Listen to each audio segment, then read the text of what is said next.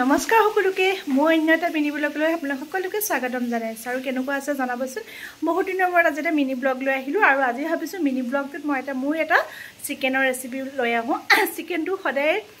নিজৰ মতে বনাই খাই হয়নে আৰু চিকেন বস্তুটো বেয়া পোৱা মানে বস্তুৱে নহয় যেনেকৈ বনালেও খাই ভালে লাগে তথাপি মইনো কেনেকৈ বনাও তাকে আপোনালোকৰ লগত শ্বেয়াৰ কৰিবলৈ আহিলো যদি ভাল পায় প্লিজ ভিডিঅ'টো লাইক শ্বেয়াৰ কমেণ্ট কৰি দিব পিয়াজক মই পিয়াজখিনি কাটি থৈ দিছোঁ মই দুটা পিয়াজ লৈছোঁ যেহেতু মাংস বেছি নহয় আধা কিলোৱে হয় মই মাংসটো কি কৰিম আপোনাৰ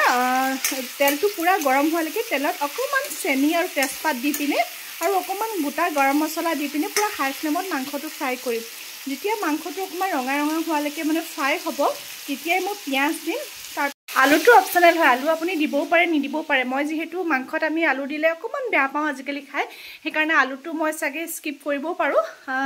আলু দিব পাৰে মাংসটো যেতিয়া আপোনালোকৰ ৰঙা হোৱাকৈ ফ্ৰাই হ'ব তেতিয়া আপুনি পিঁয়াজ দিব আৰু পিঁয়াজটো আধা গলা হোৱাৰ পিছতে মানে আলুটো সোনকালে সিজি যায় ন আজিকালি তেতিয়া আলুটো এক্সট্ৰাকৈ ফ্ৰাই কৰি দিব পাৰে আৰু তাৰপিছত যিটো মা মছলা আছে একেবাৰে মিনিমাম আৰু জানেনে আদা ৰচুনটো সেইটো সময়ত দিব পিঁয়াজটো মানে আধা গলাৰ পিছত আদা ৰচুনটো তেতিয়া দিব আৰু যদি বিচাৰে আপুনি মিট মছলা বা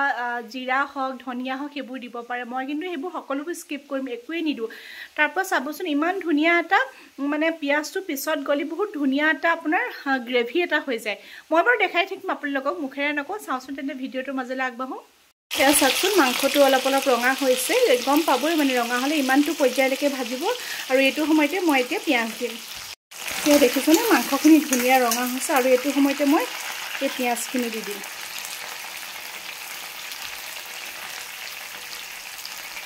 এইটো কোনো ৰেচিপি শ্বুট ভিডিঅ' নহয় দেই মই কেনেকৈ বনাওঁ তাকে ভাবিলোঁ আপোনালোকৰ লগতে শ্বেয়াৰ কৰোঁ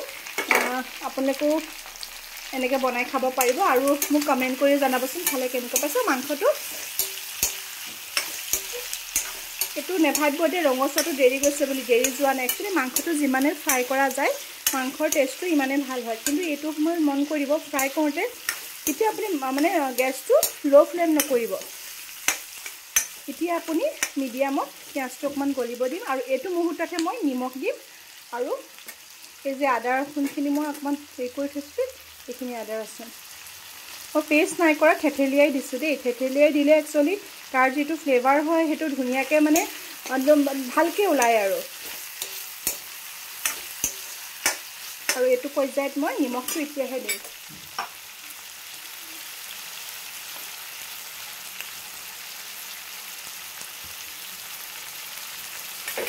তো হালধি মই এতিয়া নিদিওঁ হালধিটো কাৰণ মাংসৰ পৰা দেখিব পিঁয়াজটো গলাৰ পিছত এটা ধুনীয়া ৰং আহে এতিয়া আৰু যিহেতু চেনি অকণমান দিছিলোঁ আহিছিলেই ইয়াত কোনো ৰেড চিলি দিয়াৰ মানে কোনো দৰকাৰে নাই এতিয়াখিনি ভাজি লওঁ এয়া চাওক মাংসখিনি এয়া মই আলু দি দিছিলোঁ অলপ আগতে সেইটো মোৰ কেমেৰাটো অফেই থাকিলে এয়া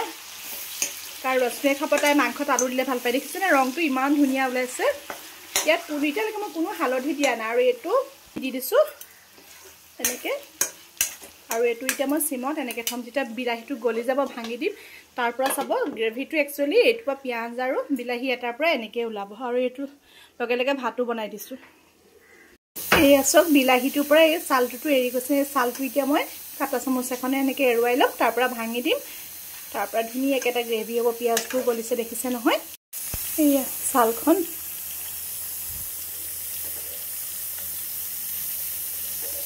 এনেকৈ চালটো এৰুৱাই দিব লাগে এয়া চাওক মোৰ মাংসৰ ফাইনেল লুক তাৰ পৰা বহুত ধুনীয়া গ্ৰেভি ওলাই গ'ল দেখিলেনে এয়া কিন্তু যিহেতু ছোৱালীয়ে আৰু অকণমান গ্ৰেভি লাগিব কাৰণে মই অকণমান গৰম পানী দি দিলোঁ কিন্তু আপোনালোকে যদি গৰম পানী নিদিয়েও তাৰ পৰা ওলাই দেখিছেনে ইয়াত মই কোনো হালধি ব্যৱহাৰ কৰা নাই মছলা ব্যৱহাৰ কৰা নাই কিন্তু বহুত ধুনীয়া কালাৰ উঠিছে আৰু আপোনালোকে এবাৰ ট্ৰাই কৰি চাবচোন সঁচাকৈ ভাল পাব যদি ভিডিঅ'টো চাই ভাল পাইছে প্লিজ লাইক শ্বেয়াৰ এটা ধুনীয়াকৈ কমেণ্ট কৰি দিব থেংক ইউ